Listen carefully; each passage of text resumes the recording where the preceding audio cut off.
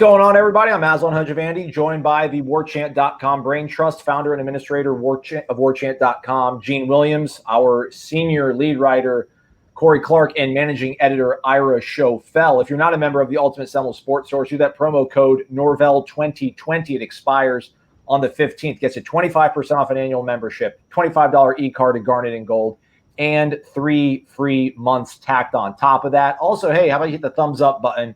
Like this video here on YouTube. We're coming to you after Thursday's press conference with Mike Norvell and Joshua Kando and Jana Lars-Woodby. Obviously, the big topic was the Wednesday night sort of revelation from DJ Matthews. He tweeted on social media that he had tested positive for COVID. He took it down. And then at some point in the morning on Thursday, Warren Thompson took to social media on both Instagram and Twitter, sort of complaining and criticizing about the current protocols and guidelines that are in place. Mike Norvell was pretty much fresh off the practice field when he did start taking all these questions. Not an easy sort of situation to walk into, obviously, Gene, but for over 24 minutes, I think Mike Norvell faced questions strictly and exclusively just about sort of the unrest that's going on. How do you think he handled it? Well, I mean, as good as can be expected, when one of your players basically calls you a liar on social media, that's a tough situation for any head coach. But I was impressed, first of all, that Mike Norvell took questions for, like you said, 24 minutes. And I think every single question was about this situation, about COVID, about the protocols. He's obviously got a major gag order on what he can and can't say. So he really had to do the dance, and he did it quite effectively. But yeah, to me, it's still sticking out to me. This is the second time you had a player call out the coach and the coaching staff on social media. But of course, back in May, Marvin Wilson had that whole episode as well. So, I mean, again, maybe it's a function of what happened in the past with this team and a new coaching staff, and they're still trying to figure each other out. So it's tough, but I think he handled it about as well as he could, given some pretty difficult circumstances. Ira, again, for a new coach to have to handle these situations so close together, I guess, in the offseason, and him having to handle it right as he gets off the practice field practically, what were your sort of impressions of his tenor, his tone and tenor? Yeah, I mean, I think, you got to give him respect for coming to the availability. This was scheduled beforehand. He was supposed to speak at 11 o'clock today after practice. And I think some of us started to wonder if that would actually happen, because I think there's been times in the case where something like this, a coach might have decided, you know what, let's just talk to the media later. But he did. He came and answered all the questions, as Gene said. At the end of the day, though, it doesn't really – I don't know if it matters as much what he said to the media, what he said to the fans or the public. He's got to figure out what's going on inside this team. There's a lack of trust that, I think if you go back over the last 4 years, it's not hard to see how it would come about. You've got a coach that left for another program. You have another coach that comes in, didn't live up to what he said he was going to do. He gets fired. You bring in a new coaching staff that's really pushing guys. And so it's not shocking that there would be some issues. But this isn't about whether or not a misspeak. This isn't about whether or not a coach did everything he said he was. This is obviously the most important issue in the country right now with COVID testing, and the allegations, just the intimations that there might be some sort of that Florida State might not be doing the testing they say they're testing, and may not be following their own protocols, is really super concerning. So he's got to resolve that with the players. He's got to resolve that with the players' families, and then ultimately. Later, I think it's a little bit more concerning about how the fans or the university feels about things. Warren Thompson said his piece. You saw the tweet from DJ Matthews, all the lies. I think Tamori Terry tweeted, but he's since taken it down. I mean, that sort of strong language of your coach lying, Corey. I mean, how do you kind of process that when you hear what the players were tweeting, or rather read that and then kind of hear the message that Mike Norvell is trying to convey? Well, and it might be semantics, but I don't know how much they're calling out Mike Norvell for lying as much as the Florida State administration for lying. As far as, and I think it probably also was sparked by the roundtable that was the long rectangle 2 or 3 days ago when DeSantis was there, to hear that if you're a player and you don't feel like you've gotten that you're not being tested enough, or you're not being communicated with enough, or it's not transparent enough about who on the team actually has it, or who is sick, who's being quarantined. If none of that communication is happening the way you think, and then you see that whole political movement that happened Tuesday in the IPF, and then one of your guys in your position group has COVID, well, then all of a sudden you might start asking questions, and I think that's where it stems from. I don't necessarily see, like, Marvin Wilson straight up called Norvell a liar. Like, we're not practicing anymore until this is resolved because you're lying. This was more about they don't trust what the administration is doing. I don't even think it's the training staff. I don't know how much it is the coaching staff. I think it's them saying the administration is saying they're testing, and Mike Norvell falls under that umbrella of being an administrator. But that they don't trust the message getting out. The message getting out isn't the reality. Well, I think specifically, I think a lot of it relates to, because we had heard this, and then Mike Norvell referenced it. You know, that David Coburn, the athletic director, said they're getting tested weekly, and I think the players and their families felt like that's not true. So when Mike Norvell was asked about that today, he said he wasn't super clear on how many times they've been tested overall, but they were tested in the summer 3 times. He said they were tested before July 4th, and then they were tested right before camp, the start of camp, which would have been last week at some point. And he's saying they're going to get tested this week. I think what happened is they haven't been getting tested weekly. They it had been since July 4th maybe since the last time they were tested. Then they were tested right before camp. And that's a pretty big window. And then they haven't been tested yet this week. So I think that's where the frustration stems from. And so to your point, it's not necessarily about the coaching staff, but Mike Norvell represents this program to those players. Right. And weekly, like, there's also, you could make the argument on the other side, well, they are now getting tested weekly. That's the plan. Once camp started, the plan was to get tested weekly. And Coburn maybe was speaking about that, not, hey, they've been tested weekly since June. So again, it could have been a miscommunication. I don't think anybody's outright being evil, twisting their mustache, trying to get kids sick. I don't think anything like that is happening. But again, it's miscommunication. And when there is Twitter and when there is social media and when there's a kid that's apparently in quarantine because one of his teammates has it, there's going to be some things sent out that you can't take back. You think there's some frustration that now it's come out the Big 12's doing 3 tests a week, and I think the SEC as well. The AC sitting here once a week, and like you said, they've really to this point been tested once since camp started up. So I mean, there's some of the distrust there, but I think Ira may know this. Isn't this really more of an ACC that they're following the ACC policy? Because it seems odd to me when you have a dedicated licensed testing facility on campus, and no one's even on campus. That thing's not being used. Why aren't they testing more often? It's got to be the ACC, right? Not necessarily Florida State. Well, no, I mean, I think Florida State could do what they want. I think they've been following the protocols that are out there. They've said that they were going to, from what I've heard, they were going to follow the protocols that were out there by the conference or the NCAA. But yeah, I mean, Florida State they have a testing center. They could certainly do more. But there's costs associated with all this. That might be a factor. You'd hate to say that, but that might be a factor. But the bottom line is, I think the miscommunication is an issue, and the fact that you have players who apparently Mike Norvell said he spoke to these guys last night or within the last 24 hours. He said he spoke to Tamari Terry, DJ Matthews, and Warren Thompson, and then they still went on social media and said what they said. So they clearly didn't get the answers that they wanted to hear. Mike Norvell, for to his credit, faced all these questions for over 20 minutes or so, and I think he pretty much crystallized his thoughts in terms of what his opinion on this sort of situation is and having to handle it and how he plans to move the program forward. Here's a little bit of it.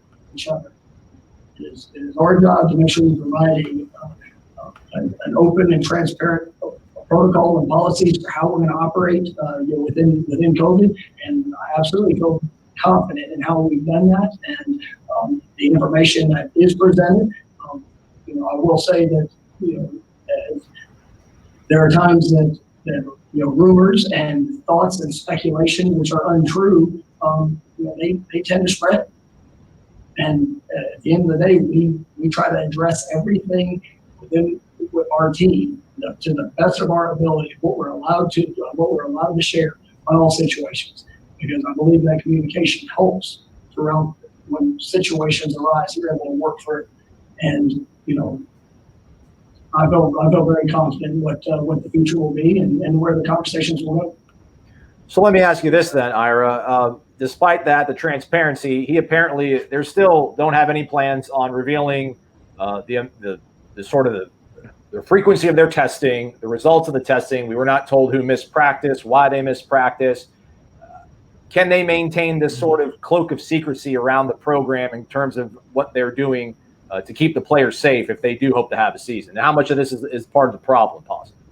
I do think it's part of the problem. You look at some schools, Clemson, a couple other schools throughout the entire Notre Dame, other schools throughout the Arkansas came out early with their results, have posted not only the number of positive tests, but the number of tests they've done overall, how many came back positive, how many negative, what the procedures were, when they needed to shut down camp practice or workouts. Florida State has not wanted to disclose any of that information. And I think that just leads to subjective, rumors and just, things floating around. And he said they've tried to address all those rumors whenever they've come up. But part of the problem is if a player tests positive, say a player on the team tests positive, or a player is sick and their teammates know they're sick, but then they go get tested, they're quarantined and tested, the test comes back negative. You don't know, first of all, whether or not the kids believe the testing. I mean, this is a problem we have in society, in the whole country, where people don't necessarily believe the results. There's false negatives, false positives. So I think that lack of trust, when you get it in a football program, is accentuated. Norvell said they've tried to, address all those rumors when they've come up. But I think at the end of the day, as long as you're not being forthcoming about everything, and they have not been, and they don't plan to apparently, it's hard to fight all those rumors. If they put out all the information in black and white and told everybody what was happening, like some other schools have, they might be able to avoid some of this. You know what else too, Ira, though? It's also hard to defend their position that they're doing everything they can to make the student athletes safe. Like they probably are. But when you won't give any information about how much you're testing, and now you're being called into question whether you've tested at all in a month, when you're trying to tell us how safe it is, and you're trying to tell those players and their families and how safe it is, but then you won't give them any information, it's hard to defend that. It's hard for a player to trust when there's no information given. And Norvell kept coming back to, number one, it's voluntary. Nobody's making them be here. But also, we tell them what we're allowed to tell them. Well, something needs to change. This is different than an ankle sprain or a hamstring injury. This is something that's contagious, that people's lives are at risk. And I do think you have to make adjustments for what's going on in the country, and let kids know, and let the world know, let your fan base know how often you're testing. And within the team, who's positive. I just think that's the baseline of what you should be doing to make sure you have a football season. Well, isn't this at this point, doesn't Mike Norvell, he's got it. It's not, the situation obviously is not working the way the communication's set up. At this point, he needs to go to David Coburn and say, look, the procedures we have in place to do this, here's the evidence, they're not working. We need to, like you said, follow the pattern. Maybe they talked to Virginia, they talked to Notre Dame, they talked to Clemson, how their policies and procedures have worked, how they've been able to kind of get around HIPAA with this stuff, how they're able to communicate this stuff to their players. I think if I'm Mark Norvell, I'm in David Coburn's office right now saying, how do we change this so this doesn't happen anymore? Because, if it's broke, you fix it. Obviously, the situation's broke. So, I mean, that's the thing right now. Hopefully, they're able to do that and adjust a little bit on the fly and not just stick dogma and say, this is how we're going to do it come hell or high water, because it's going to keep happening. Sports, a microcosm of society, or maybe society is a microcosm of sports, but this hasn't been all sort of criticism piled on the program and, Mike Norvell. Several players, Jalen Lawrence-Woodby was one that spoke to the media today, sort of defending and talking about that he feels safe on campus. He feels safe with the protocols. Marvin Wilson, a team leader, tweeting, I feel safe with what FSU football is doing for us through the pandemic. Asante Samuel, another guy in a leadership position, sort of coming to the defense of the program. Is this like I guess, how do they process this now, Gene? I guess, does this sort of eliminate the bad vibes from the offensive side of the ball? Or, I mean, does it become a concern now, not only the health, but the harmony of this football team in this locker room? Yeah, we got a little offensive versus defensive rivalry going here already with this stuff. And I think it goes back, Corey and I were talking about some of the communication. Obviously, the guys who are all involved are wide receivers, so that all goes back to, DJ Matthews supposedly testing positive. And then I'm sure all the contact tracing and everything that went on with that. So these guys probably were not directly involved in that. They're able to practice. It doesn't affect them. The guys who were, we assume, directly affected by this and are having to quarantine, obviously they're calling this stuff into question. So I'm just kind of guessing. I'm thinking that's where this is going. But yeah, it's going to affect the team. Yeah, I mean, it's not good when you're having opposite going out from teammates on social media. Hey, real quick, Aslan. So what did you guys make of? Because I asked Norvell, like, if a player tests positive, do you tell everybody else on the team who tested positive, or do you not? What did you guys make of his answer? They don't. which is a Because problem. if he would have said, the easy answer to that is, yeah, we do. Yeah. But he didn't. He went He's back into talking contact tracing. And so I assume number one, if DJ Matthews tests positive, you don't think he's texting the guys on the team like, hey man, just so you know. But so yeah, it just makes no sense if a player tests positive to not tell the team. You're asking them to essentially save an athletic department. Let them know, give them the information that you have, and don't hide behind HIPAA. But I get why the players were frustrated. I do. And I get that, but I also get what Norvell thinks he can and can't do, like what he's allowed to do. It's a weird dynamic there. I don't think Norvell's, like I said, he's not twisting a mustache trying to keep these kids unsafe, but he doesn't know what he's allowed legally to do. Well, something needs to be altered. So he is legally allowed to tell the team. Isn't the same topic like we're hearing about in schools, right? Like whether or not schools are going to notify everybody in the class if somebody's sick, or if they're just going to make that kid stay home. I mean, this isn't strictly a Florida State football issue. It's kind of something we're all dealing with. But to Gene's point, okay, so you made decisions at the beginning of this process. That doesn't mean you can't change the course of what you're doing as it goes on and it fails. And obviously, the players want to know. That would seem obvious that when you feel like you've been lied to, we don't even know what that's really in reference to, but you have to be upfront and you have to figure out a way. This is too serious for multiple reasons for them not to be upfront and just, why wouldn't you tell players that DJ Matthews had tested positive? Well, isn't this maybe the crux of the matter is why they feel they're being lied to is because, I mean, how many times did Mike Norvell say we're transparent, we're being so transparent? Yeah. They're not with the players. And again, I understand within the context of what he's allowed to talk about. In his mind, he is being transparent, but in their minds, they're like, you're not telling me anything. You're telling me we were just assuming it's like, well, who did you hang out with this? We're not even going to tell you, hey, the guy that you were sitting in the meeting room next to, the guy that you tackled in practice tested positive for COVID. We can't text. So all this uncertainty, and then they hear transparency and all this other stuff. So I kind of see where it goes back. It goes back to the same thing we all mentioned. They need to revise this policy because it's not working. Feels like it for sure. Again, I mean, the thing that caught me was Corey's kind of pointing out the whole fact when he kind of kept hammering it's voluntary. I think everybody realizes that. And to see Warren Thompson say that he was ridiculed, I guess, for maybe expressing his hesitancy, that's the overarching concern I sort of have is that I think all those players want to play. I don't know if it's more than others, but I think there's guys that have maybe some more urgent concerns, and to hear that they are maybe not being taken seriously, that was sort of disappointing thing. But again, from what we started, I just think the way Mike Norvell handled that was about as admirable as you could handle it when you're kind of processing all this in real time. And to your guys' point, I would hope and I would assume that he is probably in communication with his bosses on how they can move forward to make this sustainable. Because I wanted to ask them though, Aslan, real quick, what did you guys think of him hammering voluntary? Because I didn't like it. I thought that was I think it could have been voluntary. It could have been said once and then you move on. Yeah.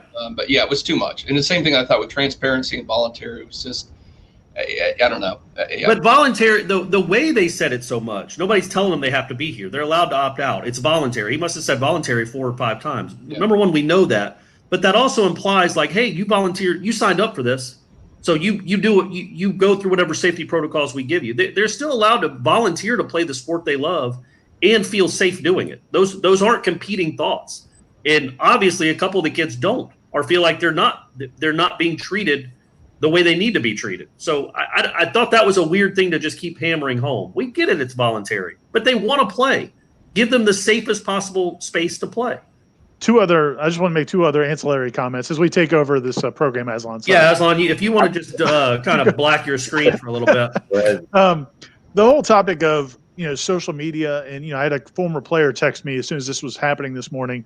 Man, if we had social media when I played, and you guys would have heard all the times we were pissed off at Bobby Bowden or Mickey Andrews or anybody in the staff, you wouldn't have believed it. You would have thought the program was crumbling in the 90s. So that's part of it. I want to like the fact that Mike Norvell is committed to letting them stay on social media. But also at the same time, Warren Thompson, this is the second time he's gone out publicly after a head coach. He went after Willie Taggart last season before he left the team for a little while. DJ Matthews has constantly had some issues on Twitter where he's posted things, we're taking him back down.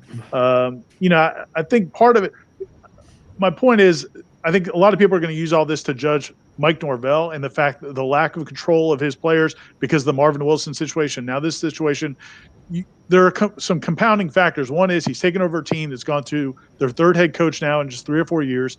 So there's going to be a lack of trust. And the other thing is this social media era. If you're going to let these guys be on social media, you're going to be open to these types of situations. I mean, it was much easier for Jimbo to just shut it all down. There were plenty of players when Jimbo was here who would have said all kinds of things if they could have gone on social media. So I don't know that this is going to be the last time, even if you get past this and move on.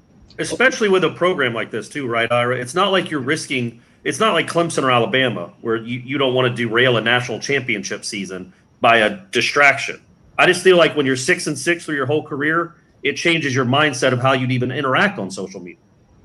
To follow up on Ira's thing too, think about it. How have the players been able to develop a relationship with the coaching staff? They got in a couple weeks of a conditioning drill in February, then 3 practices in the spring, and all they've been is video since then. I mean, there's something being in a room with somebody studying film, doing all the things you develop the relationship. Like you said, they've had 2 girlfriends in a row basically dump them.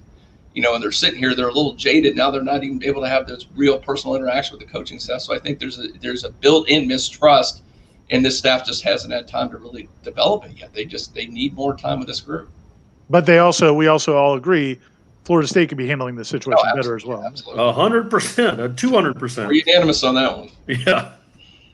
We don't really have any football stuff to share with you. But Josh Kando feels healthy, right? Jane Lars-Whitby likes the new scheme. I think those were sentiments they shared, right? Got that? Did Jaden say what position he was playing, Gene? He still wouldn't answer directly. Okay, I didn't think he would. I was making sure. He's called himself the Swiss Army knife. I didn't see that position on the depth chart. But I mean, remember back in the spring, they were saying he was going to be kind of that safety role. And then earlier when we talked to Marty Gaynor basically said he was going to be playing that position. And then when they put out their video yesterday, there was one clip with Jaden kind of thudding with Leonard Warner. It looked like he was with the linebackers. So we'll see how that all plays out. Let's hope we see Jane Lars-Whitby play a football game this fall, everyone. The team will be back practicing tomorrow. They're scheduled to, and they'll have a media availability with us in the morning. We'll bring all of that to you on warchant.com. Ira's got a story up right now about the entire big picture sort of thing that went down after today's availability. Corey and I will do a podcast, Renegade Express, taking all your questions. Go ahead and post it before it's too late. Michael Langston's got some hot boards, I think, cooking up. So plenty going on over on warchant.com. Again, that promo code Norvell 2020, it expires on the 15th, 25% off an annual membership, $25 e-card to Garnet and Gold, and 3 free months tacked on top of that. I hope I didn't talk too much, guys. It's fun. Yeah, too much. Keep it down. Thanks for coming, Aslan.